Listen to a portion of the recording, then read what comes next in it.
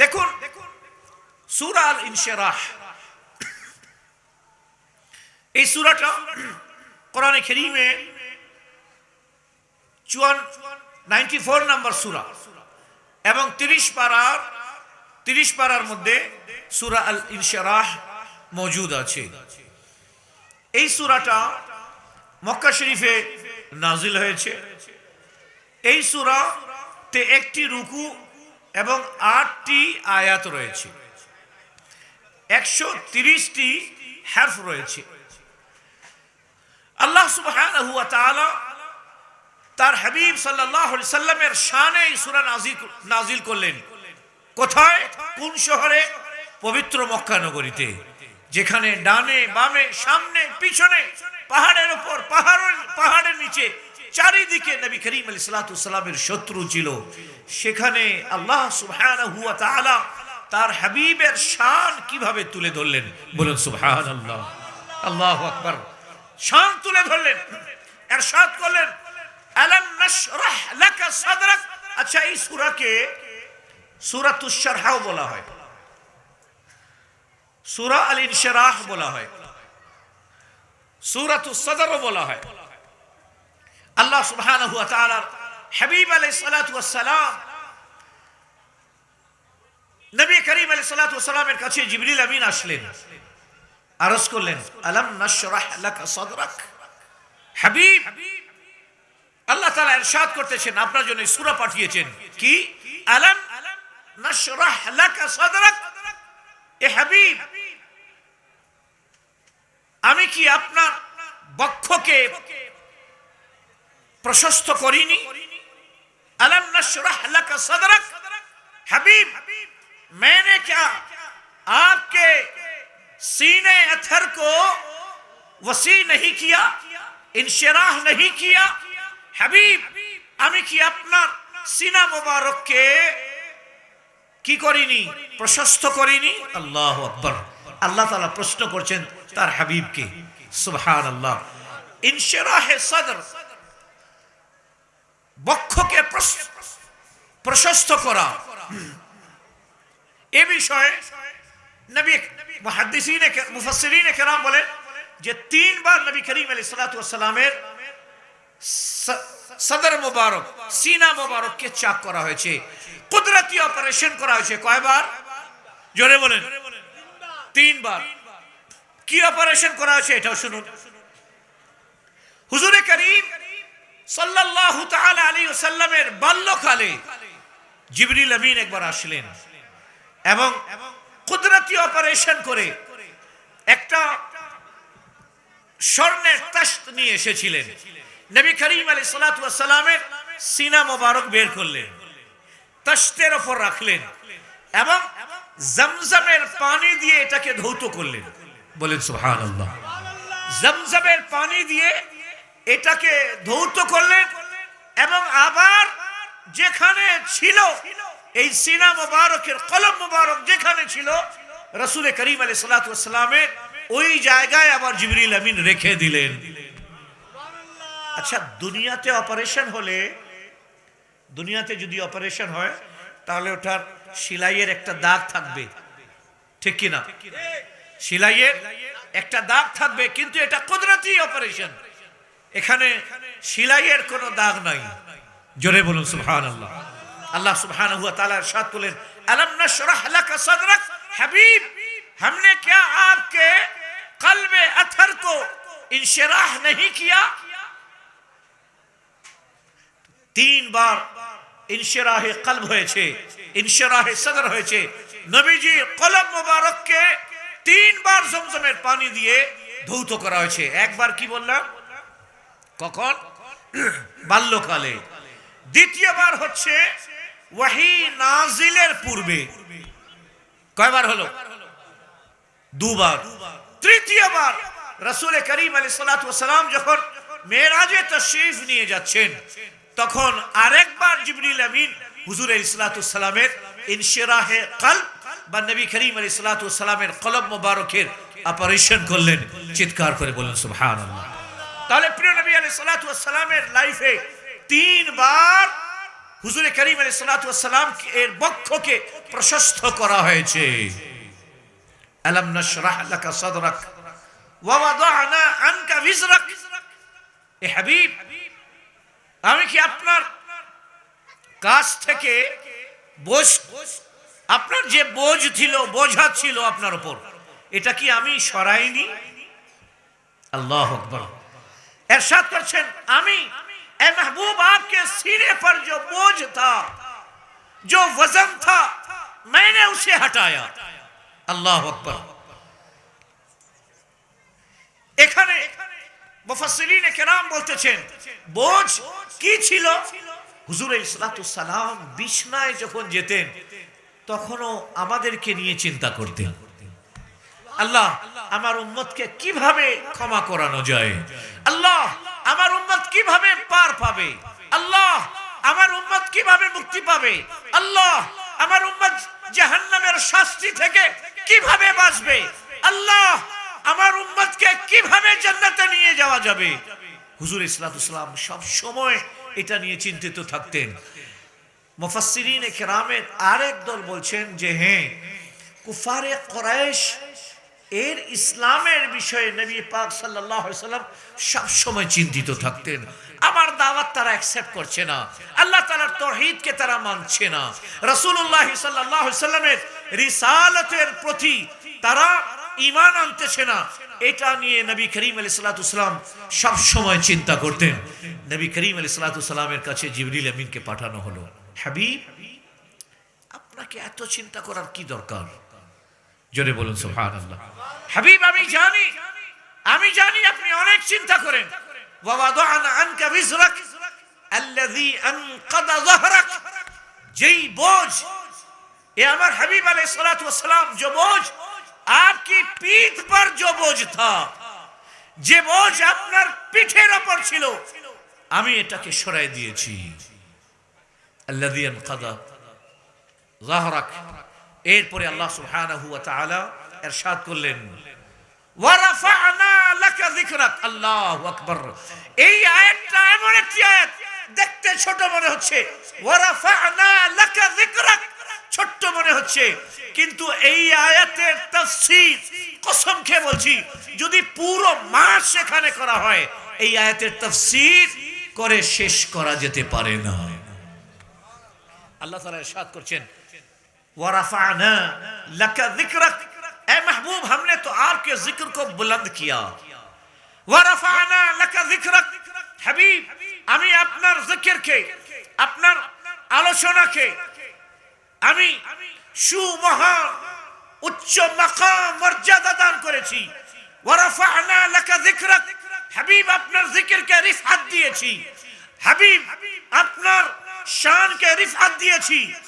এই বিষয়ে হযরতে আব্দুল্লাহ ইবনে উমর রাদিয়াল্লাহু তাআলা আনহু, হযরতে আব্দুল্লাহ ইবনে আব্বাস রাদিয়াল্লাহু তাআলা আনহু বর্ণনা করেন, কি বলেন যে ইয়া রাসূলুল্লাহ ওয়া রাফা'না লাকা যিকরাক। এর অর্থ হচ্ছে আমি আল্লাহ যেখানে যেখানে আমার জিকির করা হবে, যেখানে যেখানে আমাকে স্মরণ করা হবে, এ আল্লাহ তাআলার হাবিব যেখানে যেখানে আমাকে ইয়াদ করা হবে, যেখানে যেখানে আমার আলোচনা হবে, হে আমার হাবিব যেখানে যেখানে আমার জিকির করা হবে সেখানে আমি আপনারও জিকির করাবো। আজানে আপনার আমার আশহাদু আল্লা ইলাহা ইল্লাল্লাহ পরেই আশহাদু আন্না মুহাম্মাদার রাসূলুল্লাহ, চিৎকার করে বলুন সুবহানাল্লাহ। ইকামতে আশহাদু আল্লা ইলাহা ইল্লাল্লাহর পরে সাথে সাথে আশহাদু আন্না মুহাম্মাদার রাসূলুল্লাহ। এ আমার হাবিব আজানে আপনার নাম, ইকামতি আপনার নাম, হাবিব সাল্লাল্লাহু আলাইহি ওয়াসাল্লাম কলিমার সাথে, কলিমার মধ্যে আল্লাহ তাআলার নামের সাথে আপনার নাম। হাবিব শুধু এটা নয়, তাশাহুদে আপনার নাম, বলেন সুবহানাল্লাহ। তাশাহুদে আপনার নাম। এখানে আমরা সবাই জানি, যদি আমি নামাজ পড়তেছি, আমার দিকে তাকান, আমি নামাজ পড়তেছি, আপনি আসলেন, আপনি আমাকে সালাম দিলেন, আসসালামু আলাইকুম। আমি যদি বলি ওয়া আলাইকুম আসসালাম, নামাজ হবে না বাতিল হয়ে যাবে? নামাজ বাতিল হয়ে যাবে। আচ্ছা, আমি নামাজ পড়তেছি, আপনি আসলেন, ইহদিনাস সিরাতাল মুস্তাকিম, আপনি আসলেন, আমি বললাম আসসালামু আলাইকুম ওয়া রাহমাতুল্লাহ। শেখের কি নাম? আপনার নাম কি? হ্যাঁ, মাশাআল্লাহ, রিজভী সাহেব। আমি যদি নামাজের মধ্যে বলি রিজভী সাহেব আসসালামু আলাইকুম, আমার নামাজ থাকবে না, বাতিল হয়ে যাবে?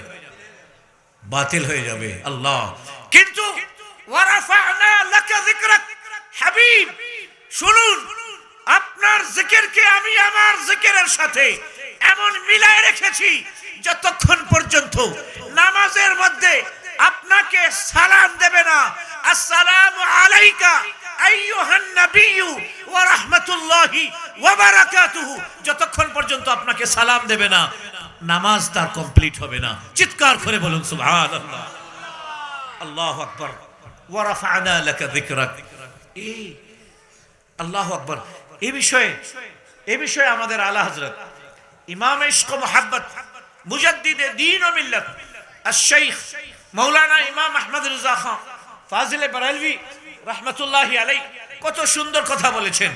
কি ওয়া রাফা'না লাকা যিকরাক, এর আলা হযরতে হেদায়েত বখশিশের মধ্যে এই নাটটা, জমিন ও জমা তোমারে লিয়ে, मकीन व मकां तुम्हारे लिए, चुनीन व चुना तुम्हारे लिए, बने दो जहां तुम्हारे लिए। अल्लाह अकबर। এরপরে আলা হযরত বলতেছেন দহন মে জবান তোমারে লিয়ে, দহন ফারসি শব্দ যার মানে হচ্ছে মুখ।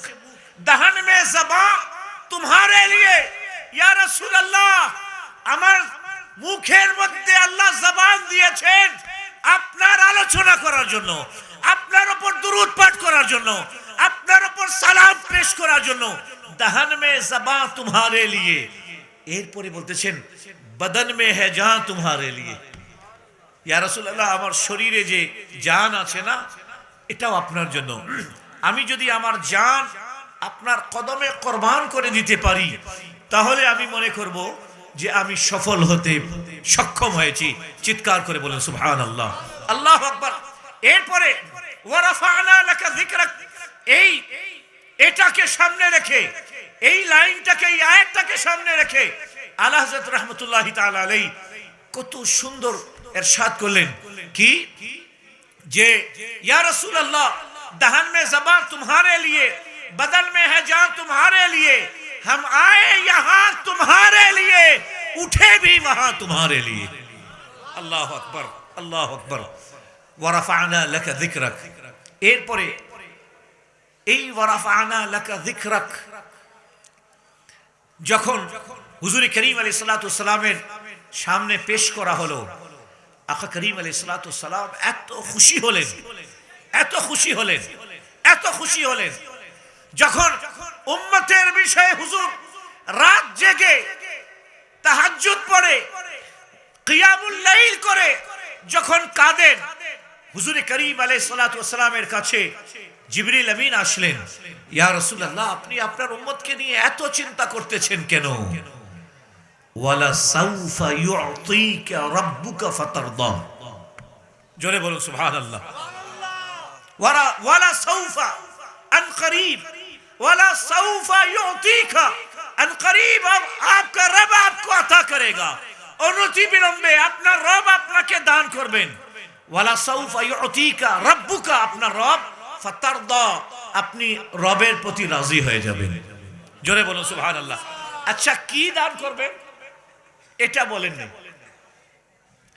क्या देंगे এটা বলেননি, कब देंगे এটা বলেননি, कैसे देंगे এটা বলেননি। আল্লাহ তাআলা ইরশাদ করছেন ওয়ালা সাউফা ইউতিকা আন করিব, आपको आपका रब इतना देगा फतरदा, आप राजी हो जाएंगे। হাবিব, আপনার রব অনতি বিলম্বে আপনাকে এত কিছু দেবেন, এত দেবেন যে আপনি রাজি হয়ে যাবেন। আমার আলা হযরত ইমাম ইশক মুহাব্বত মুজাদ্দিদে দ্বীন ও মিল্লাত একেবারে এটাকে সামনে রেখে বলতেছেন। কি বলতেছেন? খুব ভালো, খুব ধ্যান দিয়ে শুনুন।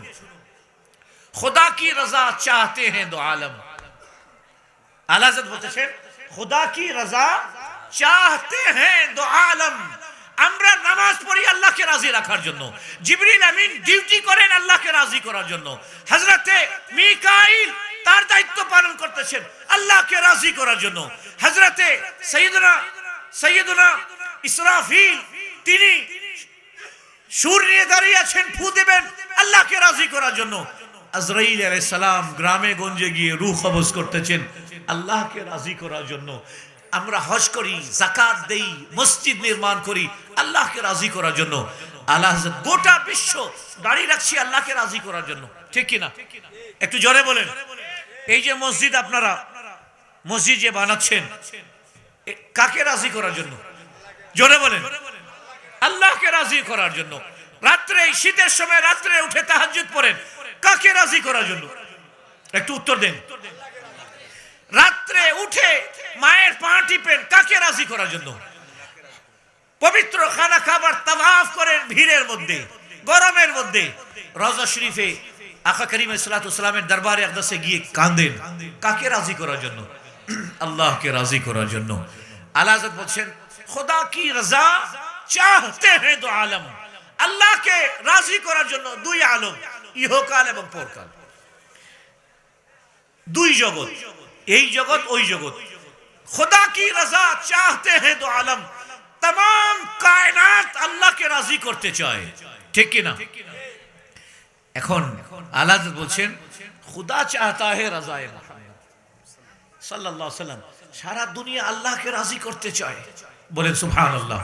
আর আল্লাহ বলেন এ হাবিব ওয়ালা সাউফা ইউতিকা রাব্বুকা ফাতারদা, আমি অনতিবিলম্বে আপনাকে এত দেব যে আপনি আপনার রবের প্রতি রাজি হয়ে যাবেন। পুরো দুনিয়া আল্লাহকে রাজি করতে চাচ্ছে আর আল্লাহ তার হাবিবকে রাজি করতে চাচ্ছেন। চিৎকার করে বলুন সুবহানাল্লাহ। खुदा की रजा चाहते हैं दो आलम और खुदा चाहता है रजाए मोहम्मद सल्लल्लाहु अलैहि वसल्लम। अच्छा, মজার বিষয় হচ্ছে যে নবী করিম আলাইহিস সালাতু সালাম যখন মেরাজে তশরিফ নিয়ে গেলেন, তো মেরাজে যে তশরিফ নিয়ে গেছেন এটা কি ইবাদতের জন্য গেছেন না আল্লাহ তাআলার সাথে সাক্ষাৎ করার জন্য? কে বলতে পারবে? ইবাদতের জন্য না আল্লাহ তাআলার সাথে সাক্ষাৎ করার জন্য? আল্লাহ তাআলার সাথে সাক্ষাৎ করার জন্য হাবিব তশরিফ নিয়ে গেছেন। কারণ ইবাদত তো হুজুর এত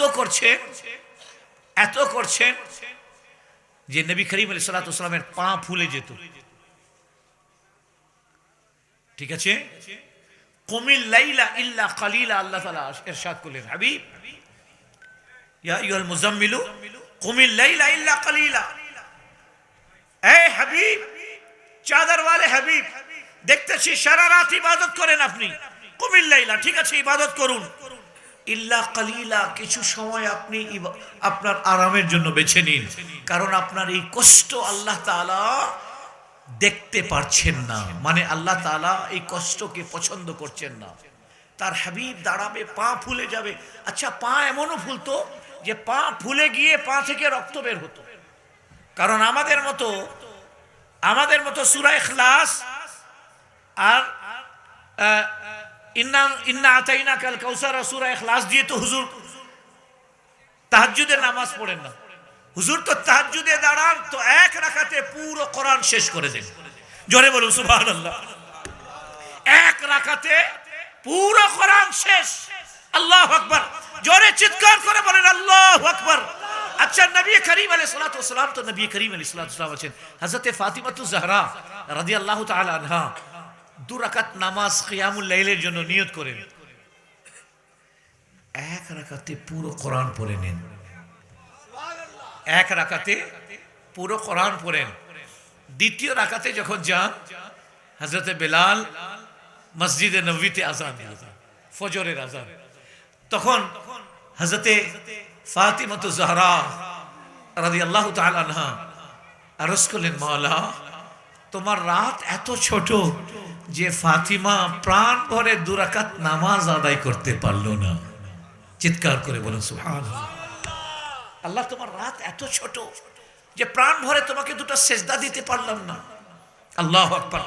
হুজুর করিম আলাইহিস সালাতু ওয়াসালাম মেরাজের রজনীতে তাশরীফ নিয়ে গেছেন। আজকাল দুঃখের বিষয় হচ্ছে আমাদের মাহফিলগুলোতে শিক্ষণীয় কোনো বিষয় থাকে না।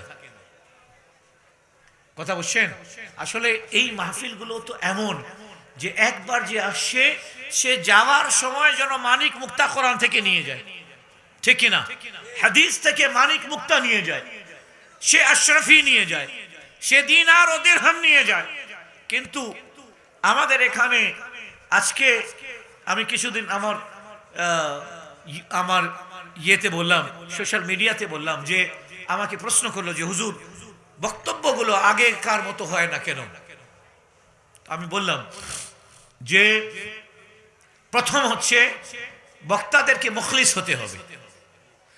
আল্লাহ এবং তার রাসূলের রিজামন্দির জন্য আমি বক্তব্য দেব, ঠিক কিনা? এবং আয়োজকদেরকেও মুখলিস হতে হবে, ঠিক কিনা? যদি ইখলাসের মধ্যে চুল পরিমাণ ঘাটতি থাকে তাহলে গাউসে পাকের মজলিসে একবারে 20 জন 30 জন 50 জন জাহান্নামের আযাবের কথা শুনে চিৎকার মেরে রূহ ফেনা হয়ে যেত, রূহ বের হয়ে যেত। আজকে আমাদের রূহ বের হওয়া দূরের কথা, চক্ষু থেকে এক ফোঁটা পানি পড়ে না, ঠিক কিনা? জোরে বলুন ঠিক কিনা? কারণটা কি? কারণ ইখলাসের যথেষ্ট ঘাটতি আছে এবং দুনিয়ার কিসসা কাহিনী, কোনো কোরআন হাদিসের উপর আলোচনা নাই, তাফসীর নাই, একটাও হাদিস নেই, বাস ডাইন বাম এইটা করে মাহফিলটা শেষ হয়ে যায়। সুতরাং যাওয়ার সময় কিছু নিয়ে যেতে পারে না। আগে বক্তব্য দিতেন কারা? বক্তব্য দিতেন শেরে বাংলা রহমতুল্লাহ আলাইহি। এখানে পাবলিক বসে আছে, শেরে বাংলা বক্তব্য দিচ্ছেন। আল্লাহু আকবার। আকীদা কি আছে শরবত বানায় সুন্নিকে খাওয়াই দিতেন, ঠিক কিনা? যে একবার বসে আর জিন্দেগিতে গুমরাহ হয় নাই, ঠিক কিনা? এভাবে আমাদের আলা হযরত রাহমাতুল্লাহি আলাইহি হযরতে মুফতি সৈয়দ নাঈমউদ্দিন মুরাদাবাদী রহমতুল্লাহি আলাইহি, শাহ তোরাবুল হক পাকিস্তানে, উনি হযরতে ইনারা যারা বক্তব্য দিতেন তাদের হযরতে আলা হযরতের সাহেবজাদা হুজ্জাতুল ইসলাম হামিদ রাজা খান রহমতুল্লাহ আলাইহি, মুফতি আজম হিন্দ মুস্তাফা রাজা খান রহমতুল্লাহ আলাইহি বক্তব্য দিতেন। মানুষ মুরগি জবাই করে ছেড়ে দিলে যেভাবে মুরগি ছটপট ছটপট করে, এইভাবে পাবলিক ছটপট করত। যার দাড়ি নাই তওবা করে উঠতো যে আমি আর দাড়িতে উস্তুরা লাগাবো না। যে নামাজ পড়ে না ওখানে বসে তওবা করতো, যা হয়েছে হয়েছে, নামাজ এখন থেকে শুরু করব আর পিছনের কাজা নামাজগুলো আদায় করে নেই। জোরে বলুন সুবহানাল্লাহ। আজকে পরিবর্তন নাই। পরিবর্তন না থাকার কারণে ওয়াজ মাহফিল দিয়ে, ওয়াজ মাহফিল যদি আমি 10 লাখ টাকা খরচ করি আর ভোটের প্রোগ্রামে আমি যদি একটা ভোট না পাই, তাহলে 10 লাখ টাকা কেন খরচ করলাম? আমি এত লাখ টাকা খরচ করে একজনকে যদি নামাজি বানাতে না পারি, একজনকে রাসূলুল্লাহ সাল্লাল্লাহু আলাইহি সাল্লামের দাড়ি রাখাইতে না পারি, তাহলে এই ধরনের মজলিসে আমার ফায়দাটা কি? ঠিক কিনা? জোরে হাত তুলে বলুন ঠিক কিনা? হাত তুলে বলুন ঠিক কিনা?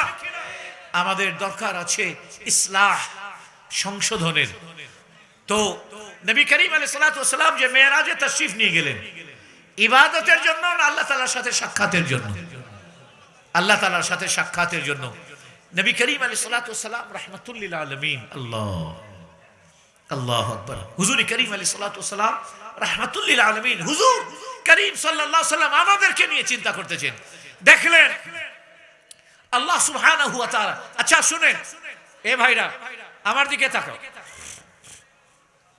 আমি মেহমান আসছি এখানে, আমি যদি এনাদেরকে বলি যে আমাকে 1 কাপ চা দাও, এনারা কি না বলবে?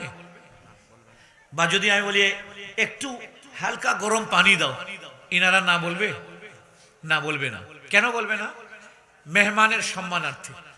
মেজবান যখন মেহমানের কাছে কোনো জিনিস পেশ করে আর মেহমান যখন ওটাকে অ্যাকসেপ্ট করে নেয়, তো ওটা মেজবানের জন্য অনেক বড়, সাহেবে দাওয়াতের জন্য অনেক বড় আনন্দের বিষয় হয়।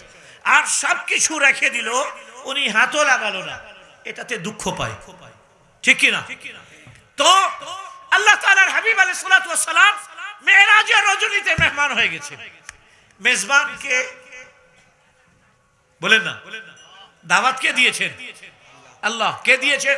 আল্লাহ। আল্লাহ সুবহানাহু ওয়া তাআলা আজকে সাহেবে দাওয়াত, আজকে মেজবান, রসুল মেহমান নবী করিম আলাইহিস সালাতু ওয়াস সালাম দেখলেন যে সুযোগ ভালো আছে, এই সুযোগটাকে কাজে লাগাই। কোটিবার সালাম আপনাকে হে রসুল, কত বড় আপনি দয়ালু।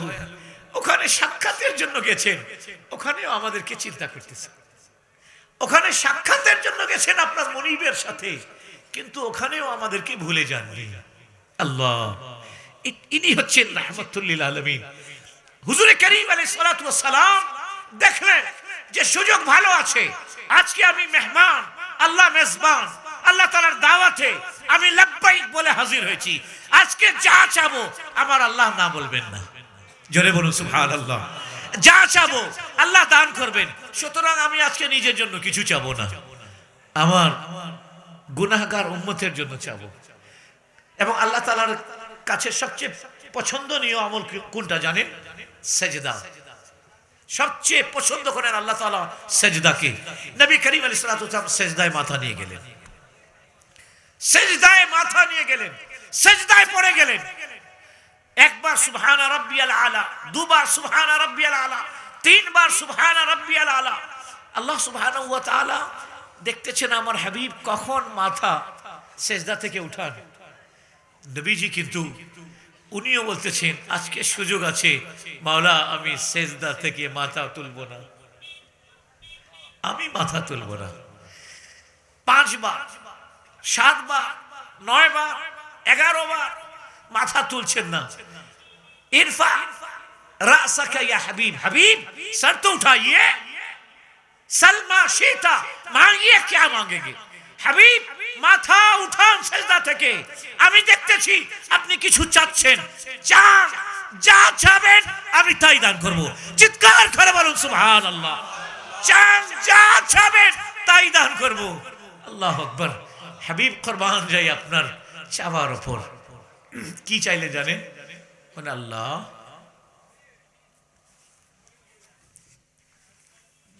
ওয়া রাফা'না লাকা যিকরাক। আল্লাহ আম্বিয়া কিরাম তার উম্মতের মধ্যে যারা নামাজি, মুজাহিদ, যারা দিনদার, ওয়াফাদার, তাদেরকে নিয়ে নেবেন আম্বিয়া কিরাম, আর গুনাহগারদেরকে ছেড়ে দেবেন। মা বাবাকে দেখেন, ভালো সন্তানের মধ্যে যে ভালো ডিসি, এসপি, এমপি হয়েছে বলে আমার ওই ছেলেটা আমার, কিন্তু একজন নালায়েক হলে বলে না যে এটা আমার ছেলে, ঠিক কিনা? কিন্তু নবী করিম আলাইহিস সালাতু ওয়াস সালাম একেবারে তার অভ্যাসটা দেখুন আলাদা। কিয়ামতের দিনে যত আমাদের মতো নালায়েক, আমাদের মতো গুনাহগার হুজুর বাঁচবেন। এই এদিকে আসো, এই বুখারী এদিকে আয়, এ রেজভি এদিকে আসো। আপনার নাম কি? ফরিদ, তুমি এদিকে আসো। আমি রাসূল পাক সাল্লাল্লাহু আলাইহি ওয়াসাল্লামের জাস্ট একটু বুঝাচ্ছি। ফরিদ তুমি এদিকে আসো, বুখারী তুমি এদিকে আসো, রেজভি তুমি এদিকে আসো। রাসূল সাল্লাল্লাহু আলাইহি ওয়াসাল্লাম বলবে তো আমাদের কিন্তু তুমি করে বলবেন। হুজুর যদি তুমিয়ে বলে দেন, এটাই তো আমাদের জন্য মেরাজ, ঠিক কি না? এদিকে আসো, আমরা গুনাহগার, আমরা পাপী, আমি বিশেষ করে নিজের ব্যাপারে বলতেছি, এদিকে আসো। আর যত যত মনে করেন আল্লাহ ওয়ালা, হযরতে আমানত শাহ, ঠিক আছে, হযরতে শেরে বাংলা, হযরতে বদর শাহ, হযরতে মিসকিন শাহ, গরিবুল্লাহ শাহ, হযরতে খাজা গরিবে নওয়াজ, হুজুর আলা হযরত, ইনাদেরকে বলবেন কি? আল্লাহ তাআলা কি বলবেন? আল্লাহ এই সব তোমাদেরকে, তোমাকে দিলাম। কি এই সব? গাউসে পাক তোমাকে দিলাম, গরিবে নওয়াজ তোমাকে দিলাম, বদর শাহ তোমাকে দিলাম, হযরতে মাহবুব ইলাহি নিজামউদ্দিন আউলিয়া তোমাকে দিলাম, শাহজালাল তোমাকে দিলাম। আমাদের গুনাহগারদেরকে ডাকবেন, এদিকে আয়। মওলা জিজ্ঞাসা করবেন, হাবিব দেখতেছি আপনি সব গুনাহগারদেরকে বাঁচতেছেন, গুনাহগারদেরকে বেছে নিচ্ছেন, কি করবেন এদেরকে? নবী করিম আলাইহিস সালামের চোখে পানি আসবে, ইরশাদ করবেন, মাওলা আমার উম্মতের মধ্যে যারা নেক, মুত্তাকি, পরহেজগার, দিনদার, এদেরকে তোমাকে দিলাম, আর গুনাহগার পাপী এদেরকে আমি রহমতের চাদরে ঢেকে নিলাম, এদেরকে নিয়ে জান্নাতে যাব, যতক্ষণ পর্যন্ত এদেরকে তুমি জান্নাতে নেবে না। কোরআনে কারীমের ওই আয়াত কি, ওয়ালা সাউফা ইউতিকা রাব্বুকা ফাতারদা, হাবিব অনতিবিলম্বে আপনাকে এত কিছু দেব, এত দেব, ফাতারদা, আপনি রাজি হয়ে যাবেন। রাসূলুল্লাহ সাল্লাল্লাহু আলাইহি ওয়াসাল্লাম জবাবে বলবেন, ইযান লা আরদা, আমি তো রাজি হব না, আমি সন্তুষ্ট হব না, मैं खुश नहीं होगा, मैं राजी नहीं होगा, वो वाहिद मिन उम्मती फिन्नार, मेरी उम्मत का एक अदना भी अगर जहन्नम में रहे मैं राजी नहीं होगा। ए अल्लाह, আমার উম্মতের একজন গুনাহগারও যদি জাহান্নামে থাকে আমি রাজি হব না, আমি তো রাজি তখন হব। আল্লাহ তাআলা ইরশাদ করলেন, ইরফা রাসাকা, হাবিব সেজদা থেকে মাথা উঠাও, মাথা উঠাও।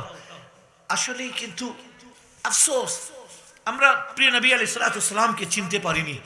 হুজুর মাথা উঠানোর আগে বলবেন, আল্লাহ আমার উম্মতকে মাফ করে দেবে, ওয়াদা করো। আচ্ছা হাবিব, আপনার উম্মতের মধ্যে শতকরা 25 জন গুনাহগারকে মাফ করে দেব, এবার মাথা উঠান। বুঝানোর জন্য বলছি, হুজুর সাল্লাল্লাহু আলাইহি ওয়াসাল্লাম মাথা উঠাবেন না। আচ্ছা আপনি আরো চাচ্ছেন, যান আমি 50% মাফ করে দেব, হুজুর সাল্লাল্লাহু আলাইহি ওয়াসাল্লাম মাথা উঠাচ্ছেন না। হাবিব যান 75% মাফ করে দেব, হুজুর মাথা উঠাচ্ছেন না। এবার আল্লাহ তাআলার পক্ষ থেকে ঘোষণা দেওয়া হবে, হাবিব যান, যাকে ইচ্ছা আপনি শাফাআত করে জান্নাতে নিয়ে যাবেন, আমি আমার ফেরেশতারা বাধা দেবেও না। চিৎকার করে বলে সুবহানাল্লাহ, আল্লাহু আকবার, আল্লাহু আকবার। এমন রাসূল সাল্লাল্লাহু আলাইহি ওয়াসাল্লাম, এই সূরা আল ইনশিরাহ পুরোটাই শানে রিসালাতের উপর। আমি অবাক হই, মানুষ কোরআনে কারীমের এমন এমন সূরা পাওয়ার পরে নবী পাক সাল্লাল্লাহু আলাইহি ওয়াসাল্লামের শানে কেমন বেয়াদবি গুস্তাখি করে, ঠিক কি না? বলে গোস্তে হাড়ে গড়া, দোষে গুণে ভরা। আরে যেই রাসূলের শান ব্যাপারে আল্লাহ তাআলা ইরশাদ করেছেন, ওয়া রাফা'না লাকা যিকরাক, আজ মিম্বারের উপর জুমার দিন প্রত্যেক খতিব রাসূলুল্লাহর শান বয়ান করে, ঠিক কি না? এবং এটা কিয়ামত পর্যন্ত বয়ান করার দায়িত্ব তাকে দেওয়া হয়েছে। আমি ইমাম বুসিরি রহমতুল্লাহি আলাইহি, ইমাম শরফুদ্দিন বুসিরি রহমতুল্লাহি আলাইহি, যিনি মাওলা ইয়াসাল্লি ওয়া সাল্লিম দাইমান আবাদা আলা হাবিবিকা খাইরিল খালকি কুল্লিহিম লিখেছেন। আমি ইস্কান্দারিয়া মিশরে ওনার মাজার জিয়ারতের জন্য গেলাম। নুরি সাহেবকে কেউ প্রশ্ন করছিলেন যে মসজিদে নববীর জন্য, মসজিদে নববীতে নামাজ আদায় করার জন্য যাব নাকি নবীজির রওজা জিয়ারত করার জন্য যাব? ভাইরা আমার শুনুন, ধ্যান দিয়ে শুনুন, আল্লাহ তাআলা কোরআনে কারীমের মধ্যে ইরশাদ করে দিয়েছেন। কি ইরশাদ করেছেন? আল্লাহ সুবহানাহু ওয়া তাআলা ইরশাদ করেছেন কি, ওয়ালাউ আন্নাহুম ইয যালামু আনফুসাহুম, ও আমার হাবিব, আর যদি আমার বান্দারা গুনাহ করে বসে, পাপ করে বসে, জাউকা, অতঃপর আপনার কাছে আসে, এটা বলা হয়নি জাউ ইলা মসজিদিকা, আপনার মসজিদে আসে, এটা বলা হয়নি জাউকা, আপনার কাছে আসে। হাবিব মসজিদে নববী, ওটা আপনি নির্মাণ করেছেন, এই জন্য ওটা মসজিদে নববী হয়েছে। আপনার হাত লাগার পরে এটার সম্মান বেড়ে গেছে। চিৎকার করে বলুন সুবহানাল্লাহ। জাউকা, এরা যদি ছুটে আসে আপনার কাছে, কার কাছে? জোরে বলেন, আর একটু জোরে বলেন, কার কাছে? নবীজির কাছে। কার কাছে? নবীজির কাছে। এখানে মসজিদে নববী শরীফ বলা হয়নি, আপনার কাছে। হাবিব আপনি যদি বদরে থাকেন, এরা যদি বদরে যায়, আপনি যদি মক্কায় থাকেন, এরা যদি মক্কায় যায়, আপনি যদি মদিনায় থাকেন, এরা যদি মদিনায় যায়, আপনি যদি আরাফাতে থাকেন, এরা যদি আরাফাতে যায়, আপনি মিনাতে থাকেন, এরা যদি মিনাতে যায়, আপনি মুজদালিফাতে থাকেন, এরা যদি মুজদালিফায় যায়, জাউকা যাবার পরে কি করে ফাস্তাগফিরুল্লাহ, যদি তারা আল্লাহ তাআলার কাছে ক্ষমা চায়, আল্লাহ আমি ভুল করেছি, ওয়াস্তাগফারা লাহুমুর রাসূলু, এ হাবিব আপনিও যদি তাদের জন্য ইস্তিগফার করেন, ক্ষমা চান, আল্লাহ তাআলা বলছেন লাওয়াজাদুল্লাহ তাওয়াবার রহিমা, আল্লাহ তাদের জিন্দেগীর तमाम গুনাহ খাতা maaf করে দিবেন। চিৎকার করে বলেন সুবহানাল্লাহ। আচ্ছা, এত স্পষ্ট আয়াত থাকার পরে যে গুনাহগার নবীজির কাছে যাবে, জাউকা কা কুমা কুম, ঠিক আছে হুজুর, কা কুমা কুম, কা আপনার কাছে, কুমা আপনাদের দুজনের কাছে, কুম আপনাদের কাছে, আল্লাহ তাআলা বলছেন জাউকা যদি আপনার কাছে যায়। এই ওয়াহাবীরা কা কুমা কুম বুঝো নাই? ঠিক কি না? জোরে বলুন ঠিক কি না? এই তোমরা এটা বুঝো নাই? জাউকা আপনার কাছে, আপনার কদমে, এ রাসূল আপনার কদমের একটা ঠোকার লাগলে একজন ফারুক আজম হয়ে যায়, কেউ সিদ্দিক আকবর হয়ে যায়, কেউ উসমানে গনি হয়ে যায়, কেউ আসাদুল্লাহিল গালিব হয়ে যায়। হাবিব আপনার কাছে গেলে এই মর্যাদা পায়। চিৎকার করে বলুন সুবহানাল্লাহ। এই বুদ্ধিটা তাদের নাই, কা কুমা কুমেরা বুঝে না। মসজিদে নববী শরীফের মর্যাদা আছে, কিন্তু মসজিদে নবী শরীফের মর্যাদা আমার রসুলের পাক কদম মোবারক লাগার কারণে হয়েছে, ঠিক কি না? মসজিদে নবী শরীফের মর্যাদা বেড়েছে আমার রসুলের কদম লাগার কারণে। জনাব কিসের সাথে কার তুলনা করতেছেন? মসজিদে নববী, এখানে যদি একটু ধ্যান দিয়ে একটা বাজারের নাম যদি রাখে শেরে বাংলা বাজার, কথাটা বুঝেন, এখানে যদি একটা মার্কেটের নাম রাখে শেরে বাংলা মার্কেট, এখানে যদি একটা এতিমখানা নাম রাখে শেরে বাংলা এতিমখানা, ধ্যান দিয়ে শুনেন, একটা কমিউনিটি সেন্টারের নাম যদি রাখে শেরে বাংলা কমিউনিটি সেন্টার, আমার প্রশ্ন শেরে বাংলা বাজার, তো শেরে বাংলা আফজল নাকি বাজারটা আফজল? জোরে বলেন। শেরে বাংলা মার্কেট, শেরে বাংলা আফজল নাকি মার্কেটটা আফজল? আরে বুদ্ধির ক্ষেত্রে অন্ধরে এটা বুঝলি না? মসজিদে নববী, তো মসজিদটা আফজল নাকি নবী আফজল? জোরে বলুন। আমরা মসজিদে নববীকে রাসূলুল্লাহ সাল্লাল্লাহু আলাইহি ওয়াসাল্লামের কদম মুবারক লাগার কারণে ওটাকে মসজিদে নববী বলি, ঠিক কি না? ওটাকে মসজিদে নববী বলি। আরে জানো, আগে তো বাইতুল মুকাদ্দাসের দিকে মুখ করে নামাজ পড়া হতো, কিন্তু আমার রসুলের মন একবার চাইলো যে ইহুদিরা ওদিকে মুখ করে উপাসনা করে ইবাদত করে, আমরা ওদিকে মুখ করে করি। ইহুদিরা আমাদের ওপর একটু কটাক্ষ করতেছে, সব জিনিসে তো আমাদের বিরোধিতা, কিন্তু কিবলার ক্ষেত্রে তো আমাদের সাথেই তোমরা আছো। আল্লাহ সুবহানাহু ওয়া তাআলা বা এর দরবারে নবী পাক সাল্লাল্লাহু আলাইহি ওয়াসাল্লাম মাথা উঠালেন। কোরআনে আয়াত নাজিল হলো, কাদ নারা তাকাল্লুবা ওয়াজহিকা ফিস সামা। হাবিব বার আল্লাহ তাআলা বলছেন, হে হাবিব, জিবরিল আমিনকে পাঠালেন, জিবরিল যাও, আমার হাবিব বারবার ওহীর ইন্তজার করতেছেন, অপেক্ষা করতেছেন, বারবার মাথা উপরে করতেছেন। হাবিব কাদ নারা, আমি দেখতেছি। আল্লাহ জোরে বলুন সুবহানাল্লাহ। আল্লাহ তাআলা বলেন আমি দেখতেছি, বারবার আসমানের দিকে আপনি মাথা উঠাচ্ছেন। আপনি চাচ্ছেন কি আমি এটাও জানি, বলেন সুবহানাল্লাহ। আপনি চাচ্ছেন খানা কাবা, আপনি চাচ্ছেন বাইতুল মুকাদ্দাস যেন আর আমাদের কিবলা না হয়, আমাদের কিবলা যেন খানা কাবা হয়। এখানে কিবলা তো এদিকে না, এদিকে, ঠিক আছে? আগে নামাজ পড়া হচ্ছিল এদিকে, পুরো উল্টো, এদিকে বাইতুল মুকাদ্দাসের দিকে। নবী করিম আলাইহিস সালাতু ওয়াস সালাম নামাজ অবস্থায় কাদ নারা তাকাল্লুবা ওয়াজহিকা ফিস সামা, বারবার এইভাবে দেখতেছেন, আল্লাহ একটি আয়াত নাজিল করে দাও, আল্লাহ কিবলাটা চেঞ্জ করে দাও, আল্লাহ ওই কিবলাকে আমরা কিবলা আর বানাতে চাচ্ছি না যে কিবলার দিকে ইহুদিরা মুখ করে নামাজ পড়ে। আমরা এখন চাচ্ছি, আমি চাচ্ছি খানা কাবা যেন আমাদের কিবলা হয়। আল্লাহ, জোরে বলুন সুবহানাল্লাহ।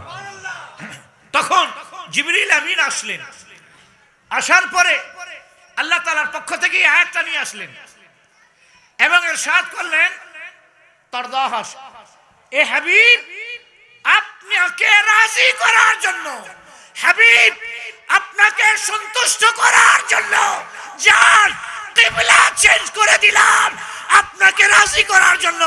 বুঝা গেল কিবলা আল্লাহ চেঞ্জ করেছেন রাসূলকে রাজি করার জন্য। চিৎকার করে বলুন সুবহানাল্লাহ।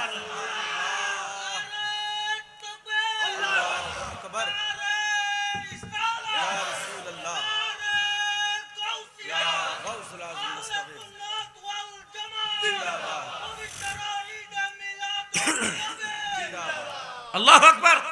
চিন্তা করছেন, খানা কাবা কে কিবলা বানানো হলো রাসূলুল্লাহকে রাজি করার জন্য। আচ্ছা, ফেরেশ সাহাবাদেরকে নিয়ে নবীজি এভাবে নামাজ পড়তেছিলেন এদিকে মুখ করে। আপনি মসজিদ, আপনি মদিনা শরীফ দেখছেন মসজিদে কিবলাতাইন।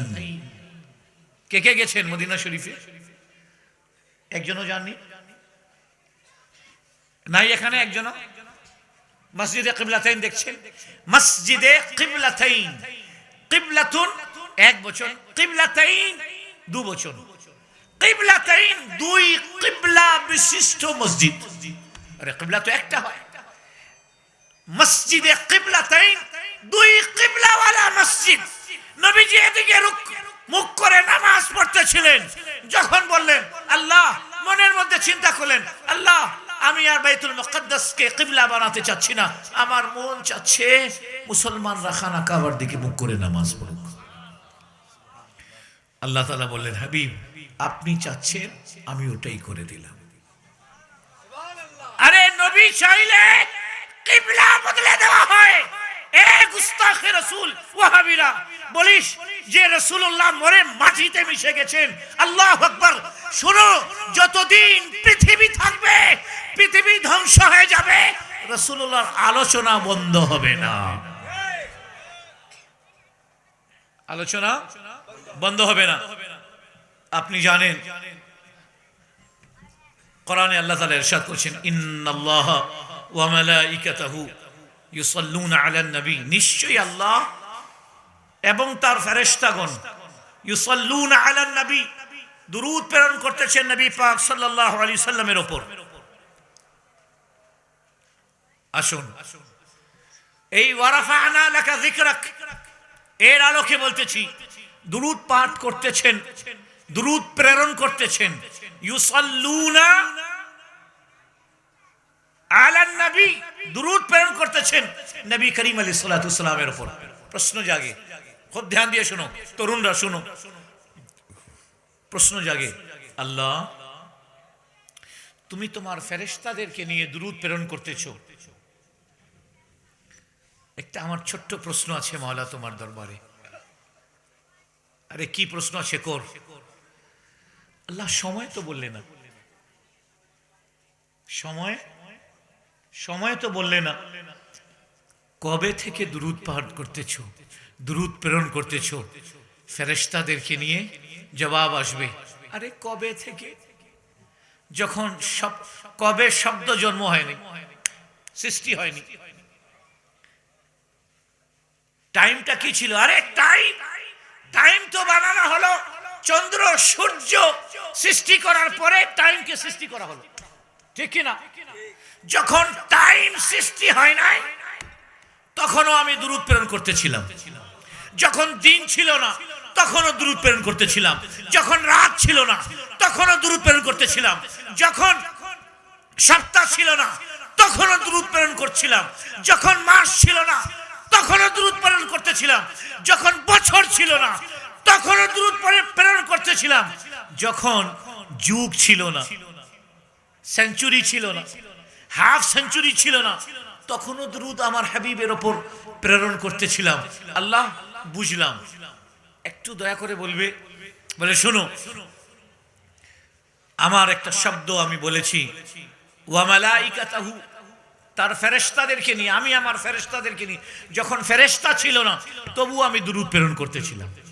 যখন হযরতে জিবরিল, মিকাইল, ইসরাফিল, ইসরাইল কেউ ছিলেন না, ইনাদের তাখলিক হয় নাই, ইনাদের কে সৃষ্টি করিনি, তখনও আমি দুরূদ প্রেরণ করতেছিলাম আমার হাবিবের উপর। মাওলা, ছোট্ট একটা আবেদন, কি কতদিন দুরূদ প্রেরণ করবে? আচ্ছা, ওখানে কিছু ছুটে গেছে, সেটা কি? শোনো, তখন থেকে দুরূদ প্রেরণ করা হচ্ছে যখন দিন ছিল না, রাত ছিল না, চাঁদ ছিল না, সূর্য ছিল না, অন্ধকার ছিল না, আলো ছিল না, সেকেন্ড ছিল না, মিনিট ছিল না, ঘন্টা ছিল না, তখন থেকে দুরূদ প্রেরণ করা হচ্ছে যখন কিছুই ছিল না। আমি ছিলাম, আমার হাবিব, আমি ছিলাম আর আমার হাবিব। এটাতে গেলে আবার লম্বা কথা হয়ে যাবে। ওয়া রাফা'না লাকা যিকরাক। এবার আসুন, আল্লাহ ঠিক আছে বুঝে গেলাম, যখন কিছু ছিল না, শুধু তুমি ছিলে, তখন থেকে তুমি তোমার হাবিবের উপর দুরূদ প্রেরণ করতেছো। আচ্ছা, ছোট্ট আরেকটা প্রশ্ন, কি? বলে মাওলা,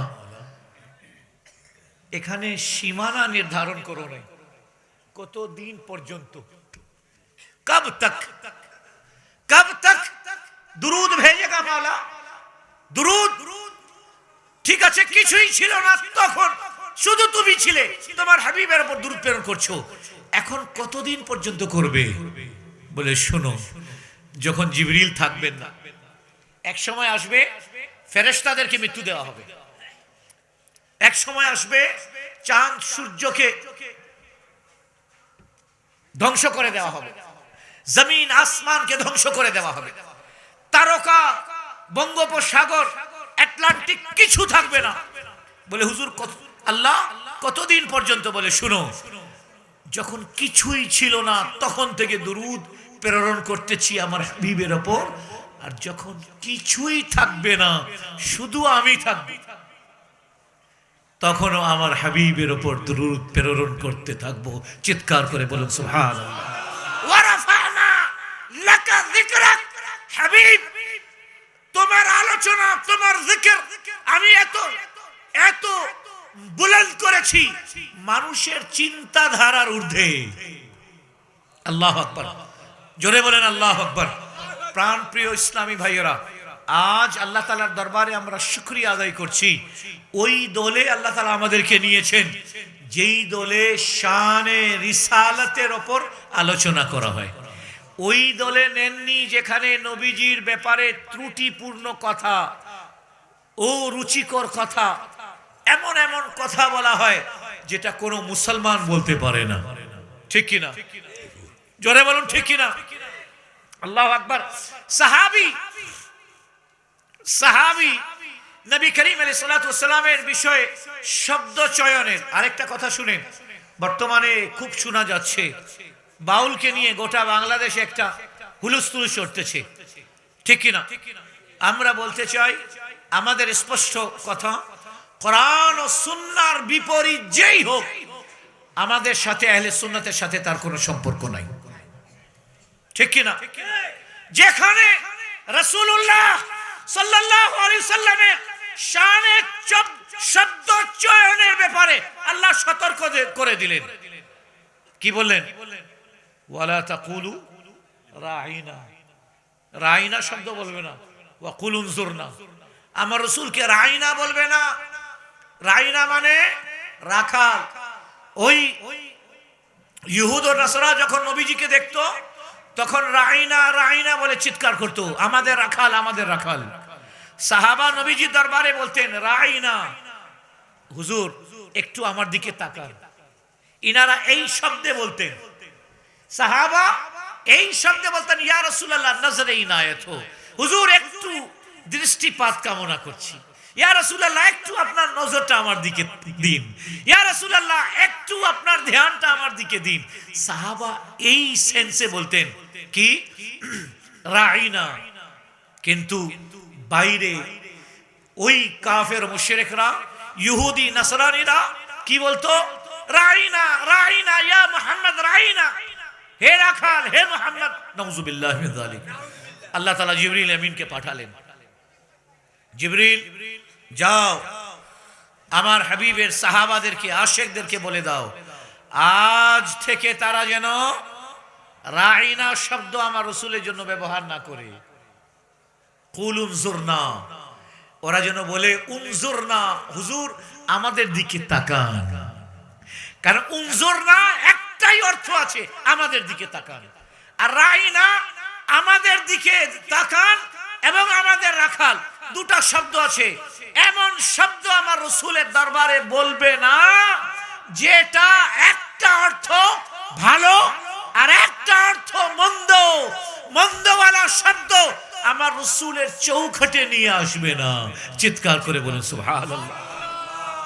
কিন্তু কেউ যদি বলে যে আল্লাহ তাআলার কথার আগা আর এরপরে আরেকটা শব্দ আছে, আমি এটা বলতে চাচ্ছি না, বুঝি না।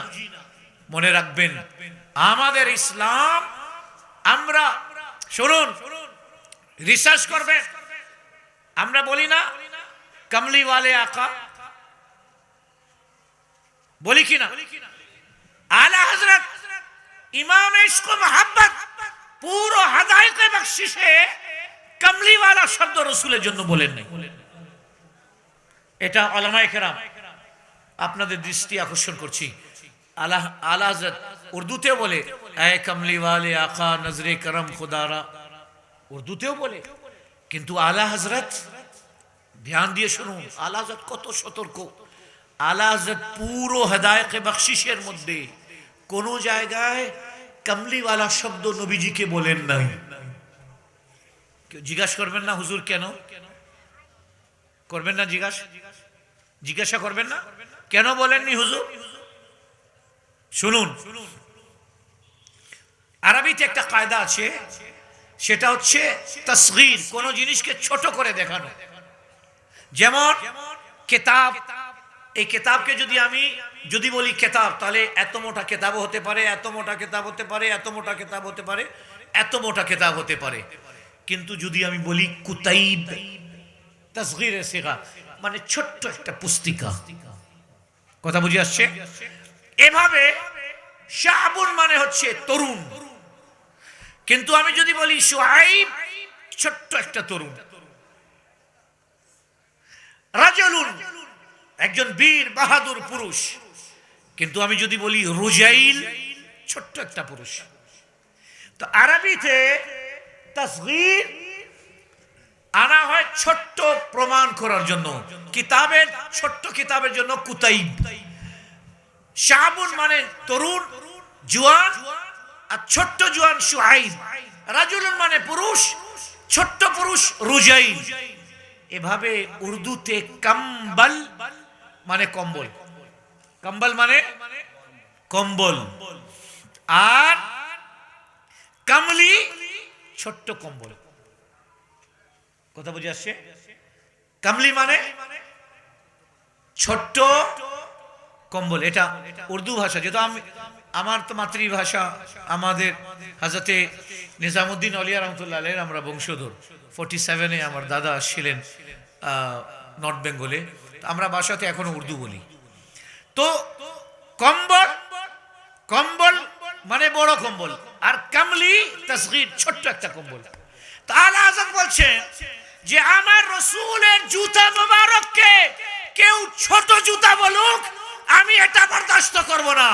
আমার রাসূলের কম্বল মোবারককে কেউ ছোট কম্বল বলুক, আমি এটা বরদাস্ত করব না। এই জন্য আমি পুরো হাদায়েতে বখশিশে কমলি ওয়ালা আকা কোন জায়গায় বলি নাই। জোরে বলুন সুবহানাল্লাহ। কথা বুঝে আসছে?